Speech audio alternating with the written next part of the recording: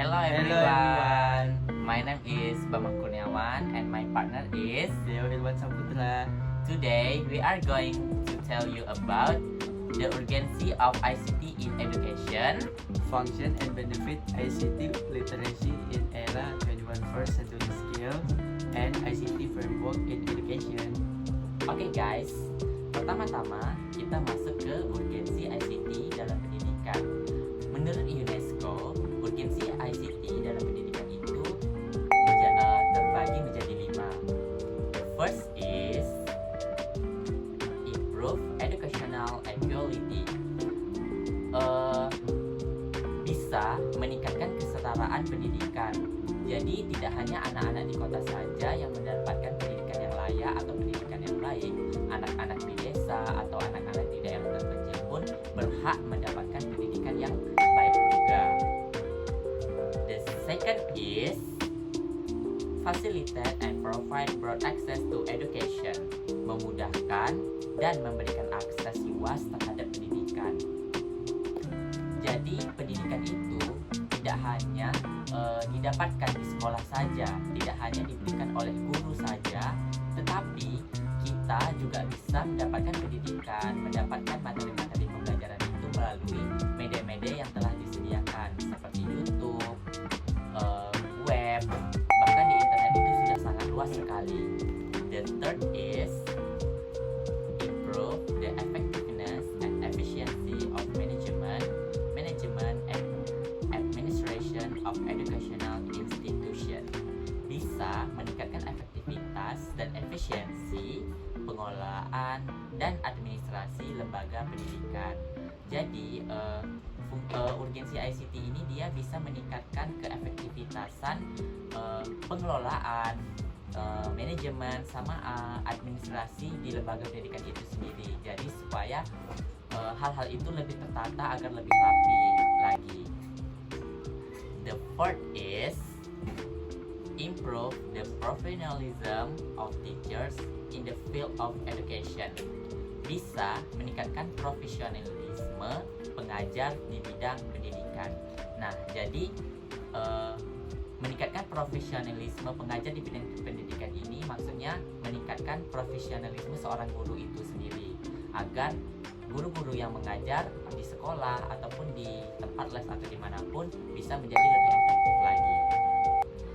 The fifth is improving the quality of learning between teachers and students, meningkatkan mutu dan kualitas pembelajaran antara guru dan murid. Nah, jadi mutu dan kualitas pembelajaran antara guru dan murid di sini bisa menjadi lebih baik lagi ke depannya. Oke, kemudian kita masuk ke fungsi literasi ICT pada era abad 21. The first is as the source of information, di mana dengan ICT kita akan bisa mendapatkan berbagai informasi dari berbagai sumber dengan lebih efektif dan juga efisien dari manapun, kapanpun, dan dimanapun. The second is as a learning resource, di mana melalui literasi ICT kita bisa mengetahui bahan ajar dalam berbagai bentuk mulai dari website, e-library atau perpustakaan elektronik, e-modul, dan sebagainya. The third is as a media, di mana melalui literasi ICT kita dapat memvisualisasikan materi yang bersifat abstrak sehingga lebih mudah dipahami. Okay guys, so I'm here to talk about benefit literacy of ICT. So there is 3 benefit literacy of ICT. The first is collaboration, the second is creativity, and the last one is communication. So the first one is collaboration. ICT dapat dimanfaatkan sebagai sarana kolaborasi. Salah satu aplikasi yang dapat dimanfaatkan dalam aktivitas kolaborasi yaitu web jejaring sosial seperti Facebook. Sebagai contoh, aplikasi Facebook yang ada di dunia maya tidak hanya sekadar aplikasi yang dapat digunakan untuk berkomunikasi, tetapi juga bisa dimanfaatkan dalam pembelajaran siswa. The second is creativity. ICT dapat dimanfaatkan sebagai sarana untuk meningkatkan kreativitas. Kita dapat menggunakan sarana-sarana teknologi informasi dan komunikasi atau aplikasi komputer. Okay, the last one is communication. Sarana teknologi informasi dan komunikasi juga dapat dimanfaatkan sebagai media komunikasi. Salah satu contohnya adalah fasilitas WhatsApp. Melalui WhatsApp, kita dapat tetap terjaga komunikasi dengan rekan atau keluarga yang berada di tempat yang jauh. Okay, so the next is ICT framework in education. The first is construction and contextual authority. Dalam sebuah instansi pendidikan, tentu sangat perlu adanya sebuah informasi yang dikelola.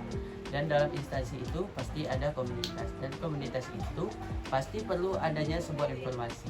Dengan demikian, adanya informasi yang harus dikelola.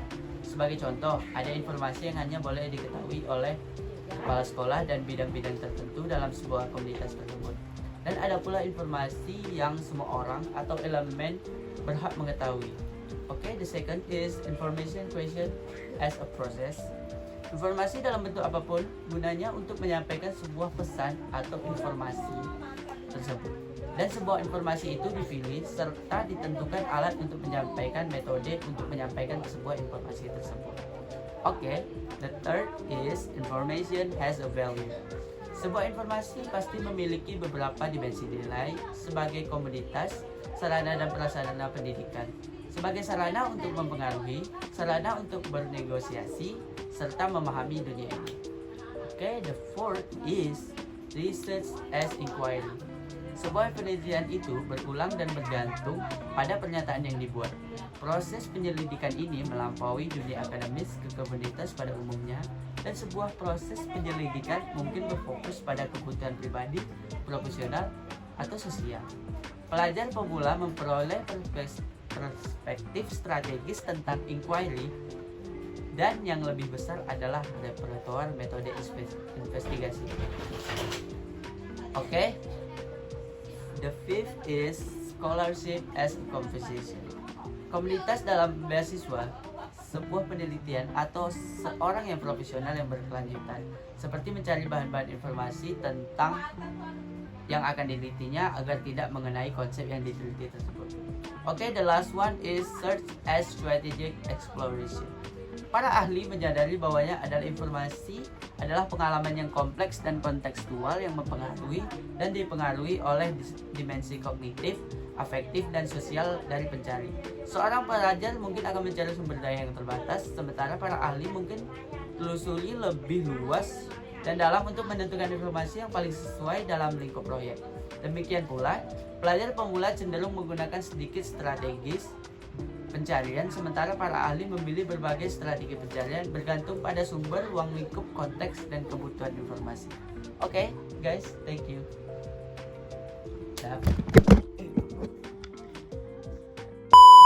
Okay, guys, thank you for your attention. So I hope you can learn something about our material, and see you. Bye bye.